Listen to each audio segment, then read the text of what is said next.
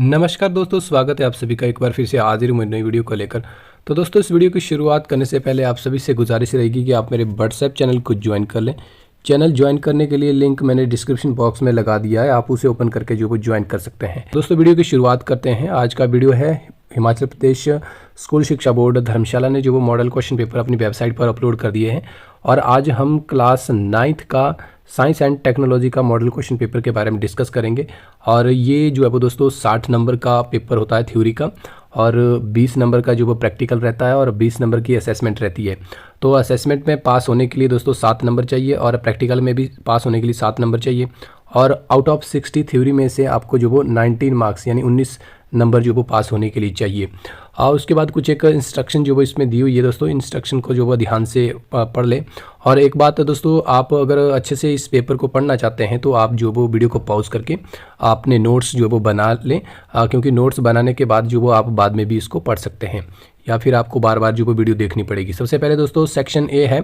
Section A में जो वो यहाँ पर MCQ बेस्ड क्वेश्चन है और ये क्वेश्चन जो वो एक नंबर के हैं, 15 क्वेश्चन दिए हुए हैं। पहला क्वेश्चन है what is melting point of ice. तो इसका राइट आंसर जो वो दोस्तों 273.16 केल्विन जो वो राइट आंसर रहेगा।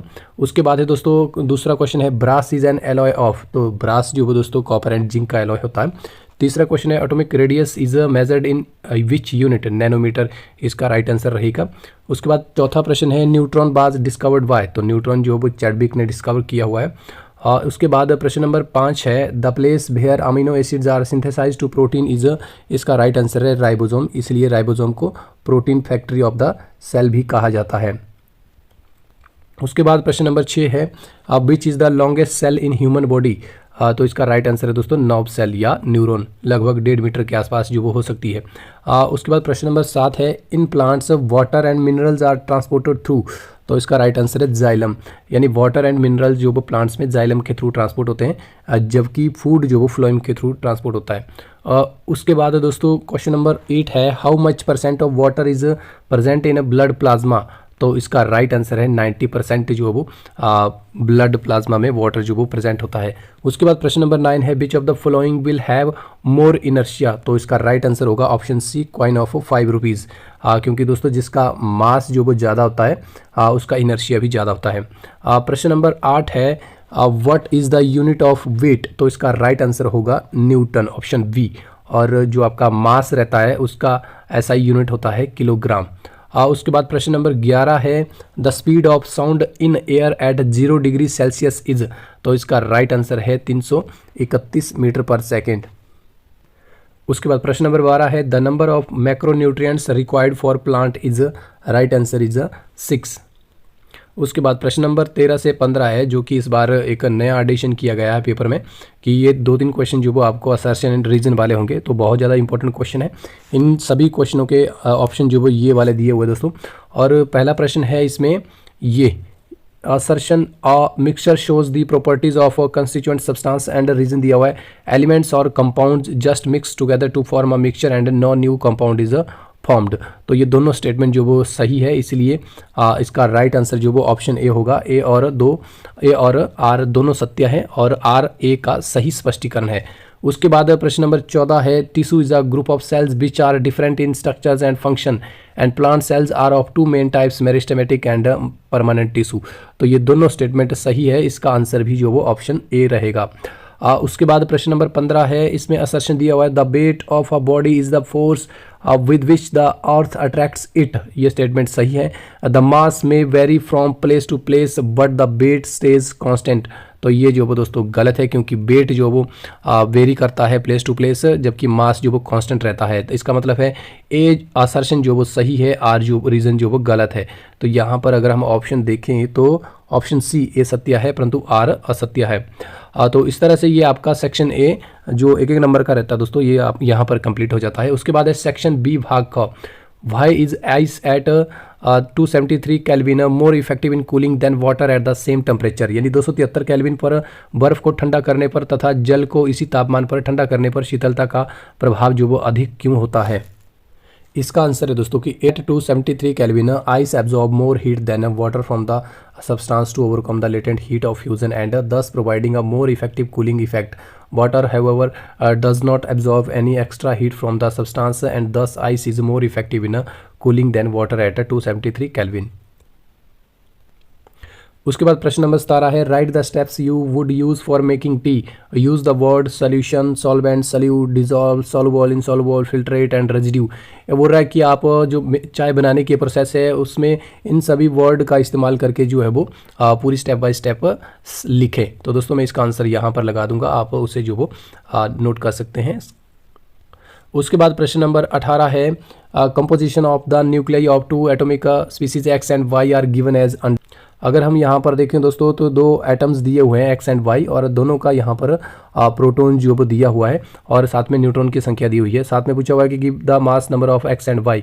तो एक्स का मास जो वो दोस्तों आपका प्रोटॉन और न्यूट्रॉन को प्लस करके निकल जाएगा आपका 12, एंड वाई का यहाँ पर मास जो वो दोस्तों निकल जाएगा 86 हो गए 14। तो इस का जो वो मास नंबर हो जाता है। और what is the relation between the two species, ये बोल रहा है कि इन दोनों के बीच में जो वो रिलेशन क्या है। तो रिलेशन अगर हम यहाँ पर देखें दोस्तों तो प्रोटॉन की संख्या दोनों में सेम है, यानी नंबर ऑफ प्रोटॉन जो वो आपका एटॉमिक नंबर होता है। इसका मतलब हुआ कि एटॉमिक नंबर जो वो दोनों एटम यानी एक्स एटम और वाई एटम का जो है वो 6 है। तो इस प्रकार एक सेम एटम के जो वो आपके ये दोनों मास नंबर जो वो अलग अलग दिए हुए हैं, तो इसका मतलब है दोनों स्पीसीज जो वो आइसोटोप्स है।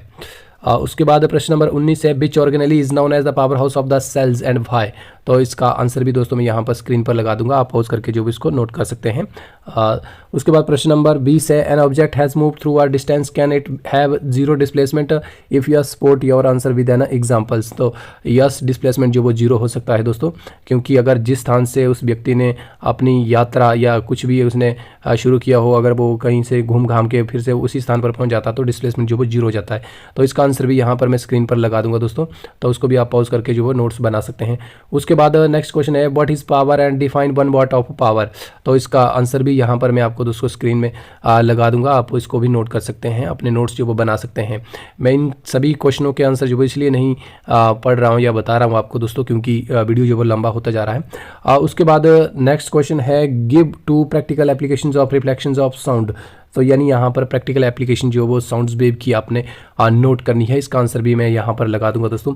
उसके बाद प्रश्न नंबर 23 है what are the desirable characteristics of bee varieties suitable for honey production. यानी जो हनी प्रोडक्शंस के लिए बीज की कौन कौन से डिजायरेबल कैरेक्टर जो वो उसमें होने चाहिए, तो इसका आंसर भी दोस्तों मैं यहाँ पर लगा दूंगा।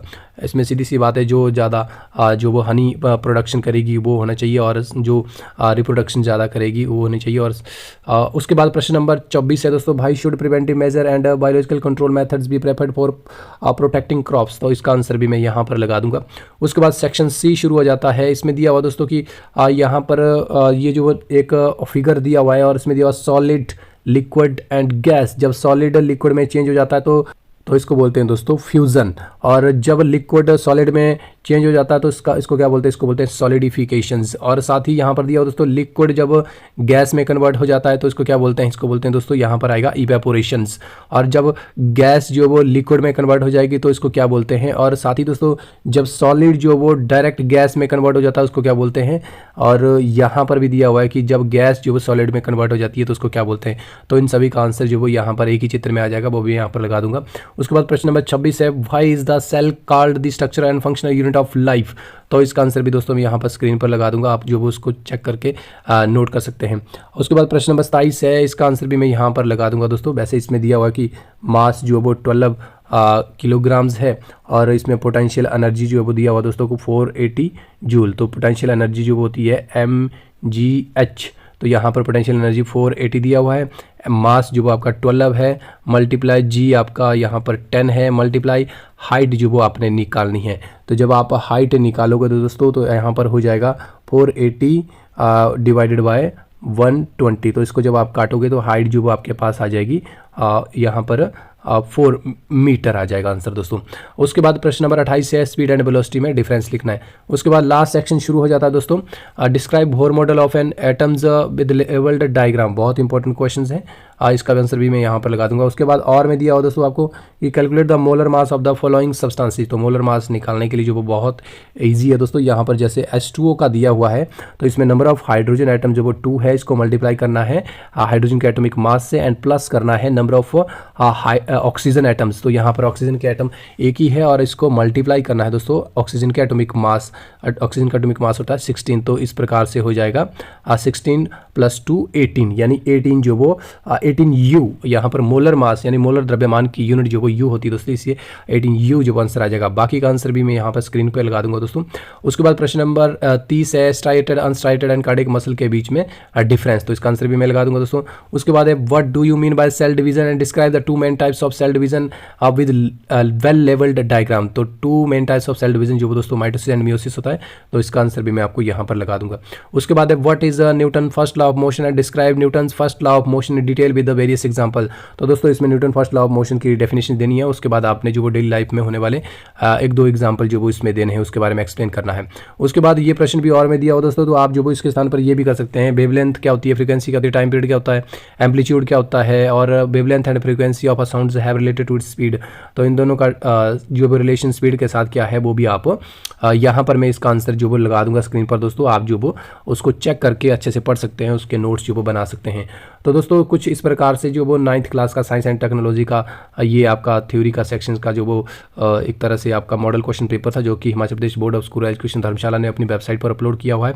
और साथ ही दोस्तों इसमें लास्ट में यहाँ पर जो वो मार्क्स डिस्ट्रीब्यूशन दिया हुआ है कि आपके ऑब्जेक्टिव टाइप क्वेश्चन जो वो 15 होंगे, उसके 1-1 नंबर के होंगे सारे क्वेश्चंस, और very short answer type questions भी होंगे। आपका सेक्शन 2 का 2-2 नंबर का होगा, सेक्शन 3 आपका 3-3 नंबर का होगा, और सेक्शन 4 जो आपका 5-5 नंबर का होगा।